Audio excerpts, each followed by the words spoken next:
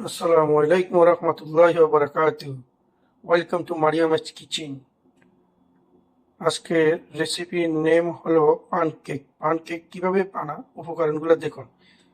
এখানে আমি 2টা ডিম নিয়েছি, 100 গ্রাম চিনি নিয়েছি, 1 টেবিল স্পুন বেকিং পাউডার নিয়েছি, 200 গ্রাম মিল্ক দিয়েছি, দিয়ে আর ভ্যানিলা ফ্লেভার টেবিল স্পুন দিয়েছি, এগুলা আর ময়দা নিয়েছি 200 গ্রাম, দিয়ে আমি ব্লেন্ডার করে নিয়েছি। তারপরে এখন দেখুন আমি পানকেক বানাবো কিভাবে দেখুন। এরকম চামচ নেবেন, 1 চামচ, বড় হইলে 1 চামচ আর ছোট হলে একটু কম নেবেন। ওকে, এইভাবে বানাবেন। আমাদের দেশে খোলা থাক পিঠা বলে আর কি।